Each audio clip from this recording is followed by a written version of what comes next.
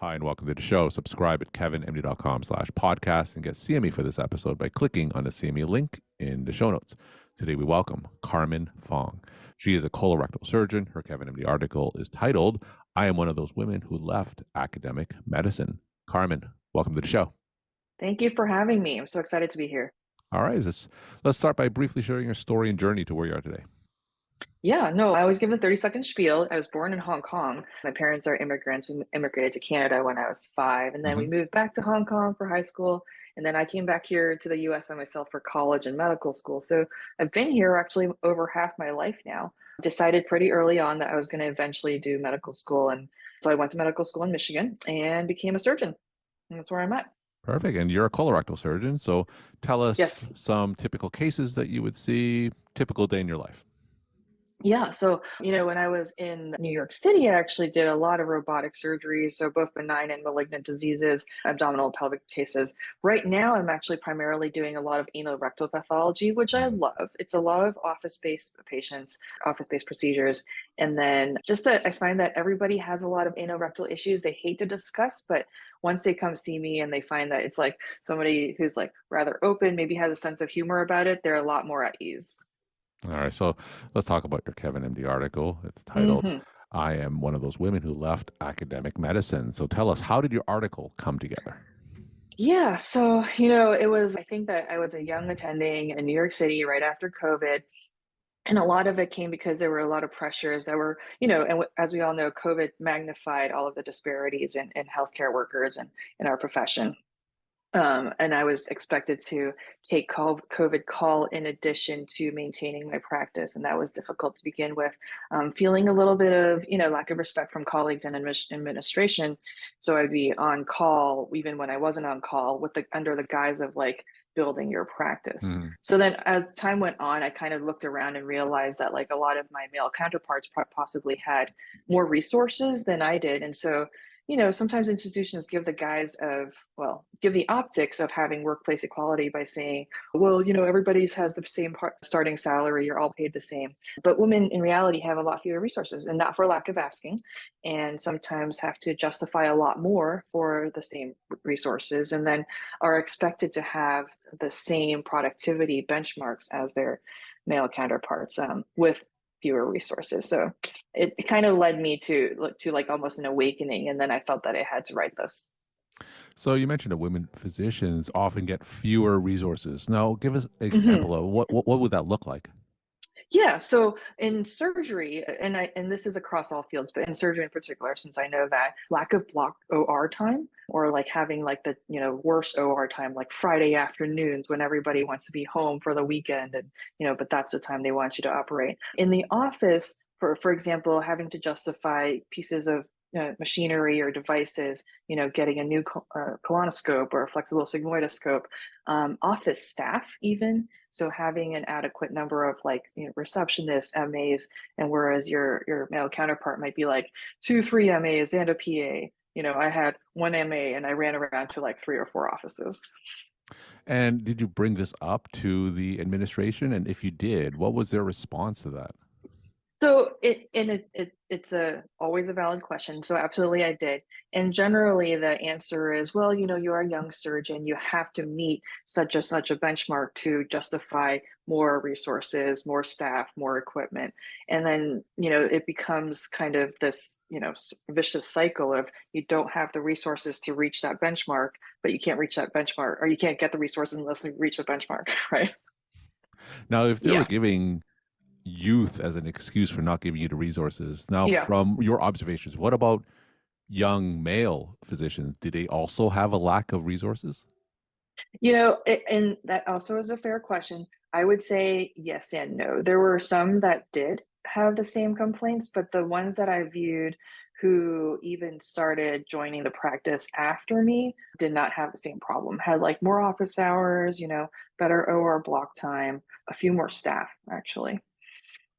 And did you feel like this was a conscious decision made by administration? Was this kind of more implicit? Tell us what some of the motivations that you think led to this scenario. I actually think it's not conscious. Like, I actually think it's a systemic, almost like an innate bias to be like, well, she's like super friendly and she's super nice. Maybe just, in my specific scenario, she's not going to ask for much and she's not going to need that much and still work really hard for us. Versus like sometimes a squeaky wheel might get, the oil and, I wasn't the squeaky wheel in that case.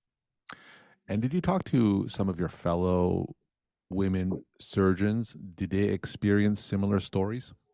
Yes, absolutely. And actually, one of your questions that you sent me was, what was a really surprising thing about this article or recently?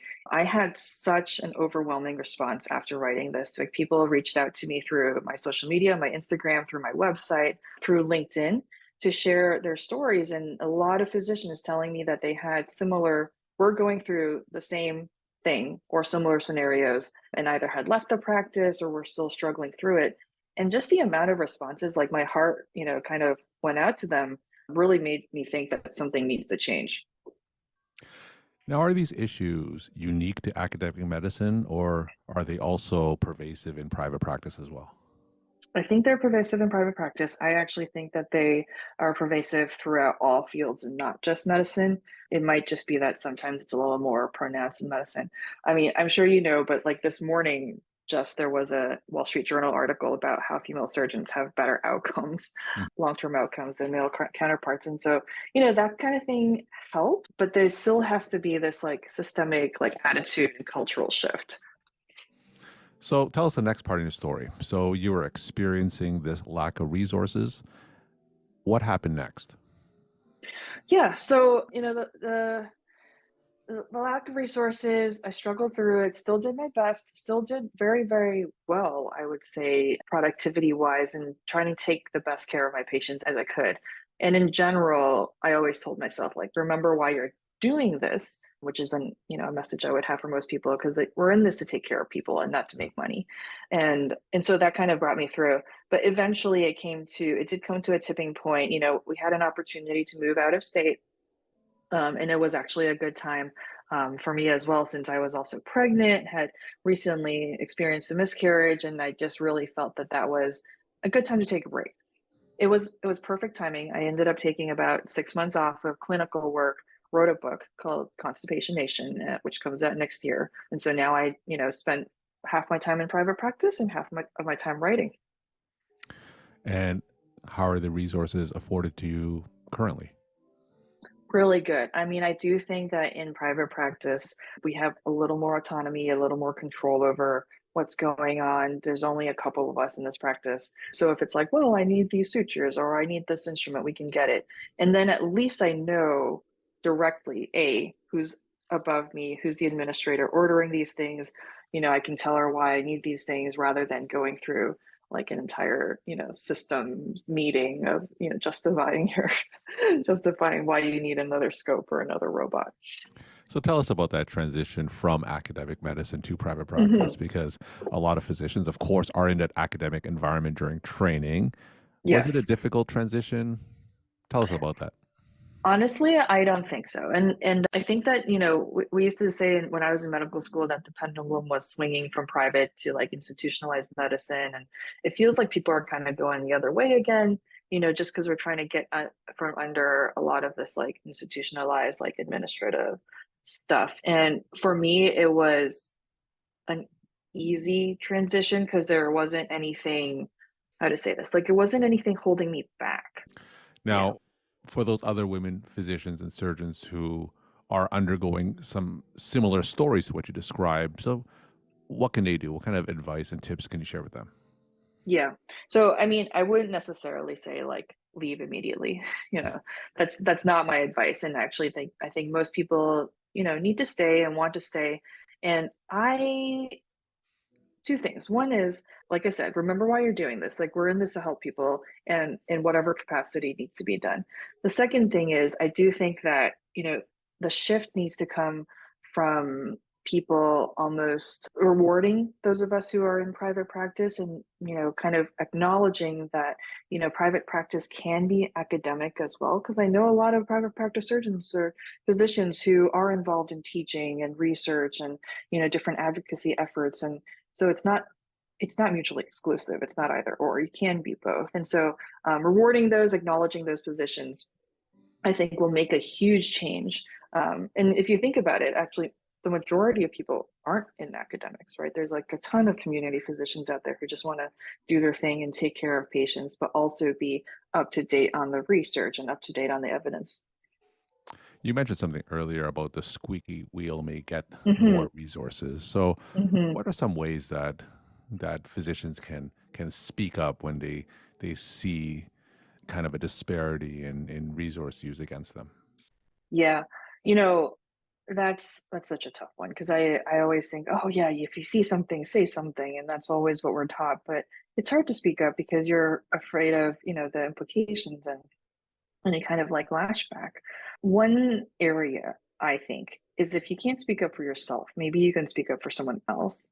People find that easier. So if you see something happening, you're like, hey, that doesn't sound right. Like, hey, why is she on like 8 different committees and is in committee meetings all day and not being able to do her, clinical office practice? Because that's like, non-promotable work and Mhm. it's not rewarded financially. I think things like that. So speak up. And if you can't speak up for yourself, speak up for others. We're talking to Carmen Fong. She's a colorectal surgeon. Her Kevin MD article is titled, I am one of those women who left academic medicine. Carmen, tell us some of your take home messages that you want to leave with the Kevin MD audience. I, yeah, I think the main thing is that you really need to assess your own priorities. And I think at this point in my life, I had a baby and I was like, you know what? I don't need to be killing myself over necessarily my career. I love my job. I love what I do. I love taking care of patients, but I do need to find that kind of balance. And if that's true for you listening out there, then I think you can do it too. Everybody can do it. And then the second thing, of course, is conservation is about prevention. I have to tell you that. Carmen, thank you so much for sharing your story, time, You're and insight. welcome. And thanks again for coming on the show.